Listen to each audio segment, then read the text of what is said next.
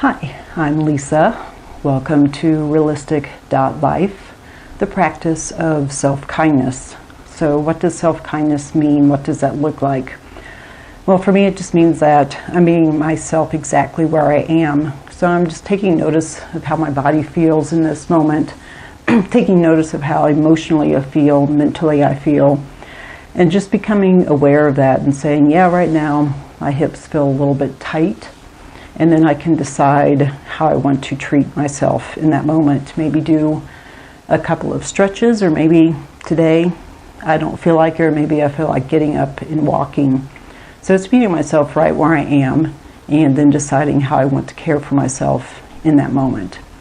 So today I thought we'd run through some options for Pigeon, which works our hips. And I always say that our hips are the gateway to everything. Hips on down to our feet and on up toward our head. I always find that everything kind of starts with me from my hips, and for most of us, a lot of times our hips are where we feel the most tight. Maybe it's just because of we sit a lot or whatever reason that might be. So let's explore Pigeon right now. So one option is in a chair. So if you're going to do it in a chair, make sure you have a sturdy chair that will sturdily support you. So if you want to do Pigeon in the chair, you can always use a strap if you'd like to place underneath your body, your foot, and help that to bring you over. Or you can just gently bring that leg over. So the left ankle right now is over the left knee. So you're already going to start to feel a stretch here. So nice straight spine, as straight as you can right now. And if you want to take that a little bit deeper as you exhale, you can start to bring your torso forward, coming forward from your hips, and you'll start to feel that deep within your hip here. So you can come out of that for a moment. And then if you want to, kind of go back into it. So where you feel like you're hitting that 100%, I want you to back out of that just a little bit. Now if you have any injuries and this causes you pain, immediately stop, back out of it. So we're not looking for pain. The hardest lesson I think in life, it's a big lesson, life lesson, is learning the difference between what pain is and what stretching is. So if you're injured, we're either looking for you to do 20% down to 0. If you're healthy, we're looking for 80% here. So when you're ready, you can come out of that and then shake that out and take that to the other side. Again, bringing that torso first forward, coming forward from your hips, and just making sure that ankle is hanging over your knee and not jutting in towards you. You can put a little bit of pressure down on this knee if you want a little bit more, but again, make sure that you're not feeling pain here. If you are, immediately stop, back out of it.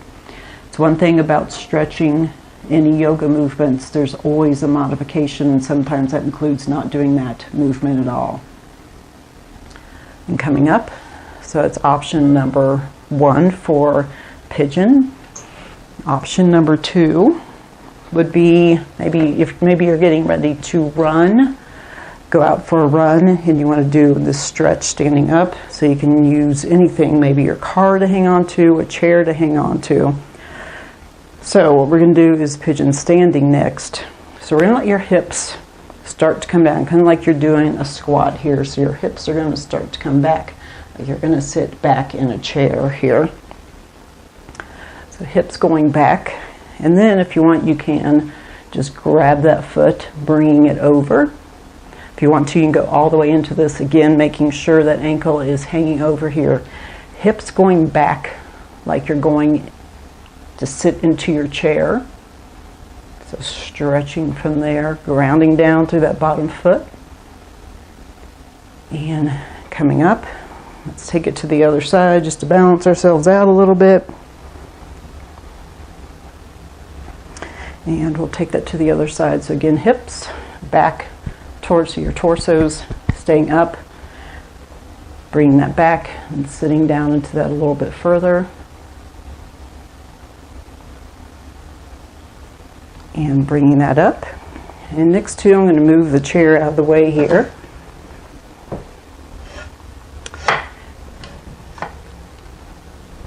So the next two options are that you can come to your back, gently laying down. You can bring the right ankle over the left knee, shoulders on the ground. You can remain here if you'd like, or make this a little bit bigger as you start to draw that left knee in. Hands can be interlocked behind the back of your left leg. Again, the ankle is hanging over, and your left knee can be bent or that left foot up toward the ceiling. So generally people have a little bit of a preference. And you can use those hands to draw that in. You can use your elbow to draw your knee out just a little bit. Just checking in, seeing how you feel, and backing out of it a little bit. If it causes pain, stop, modify, find a posture that's comfortable for you, and bring that down. Let's take it to the other side to balance it out. Same options as other side.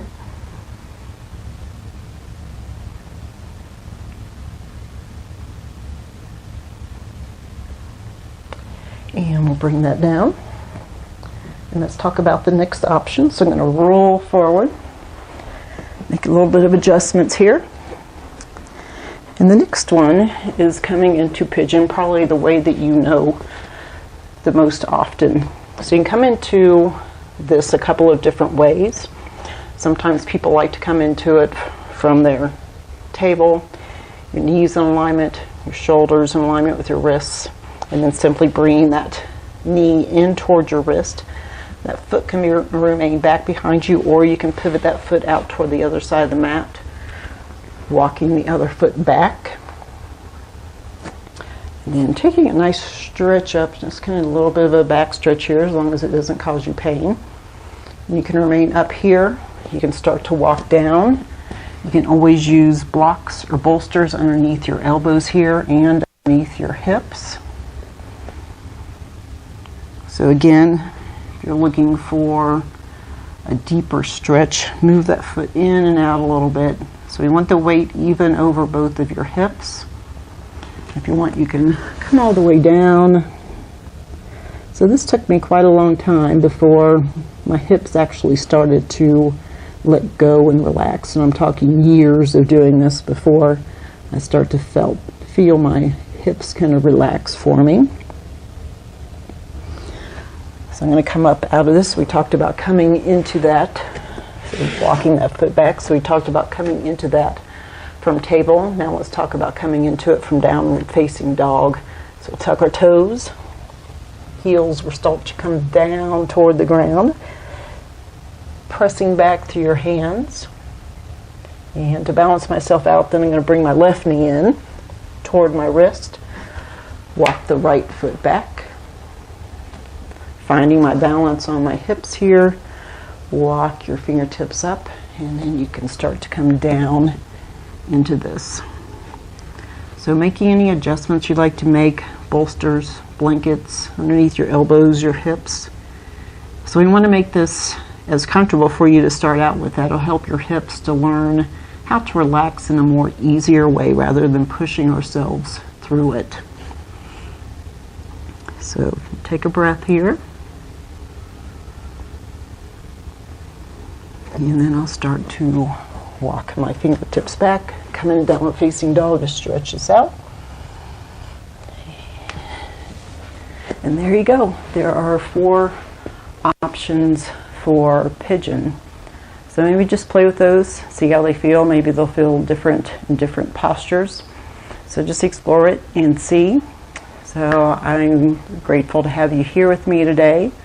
Until next time, may you be kind to yourself. May you accept yourself just as you are, and may you be so full of love for yourself that it naturally overflows to the world.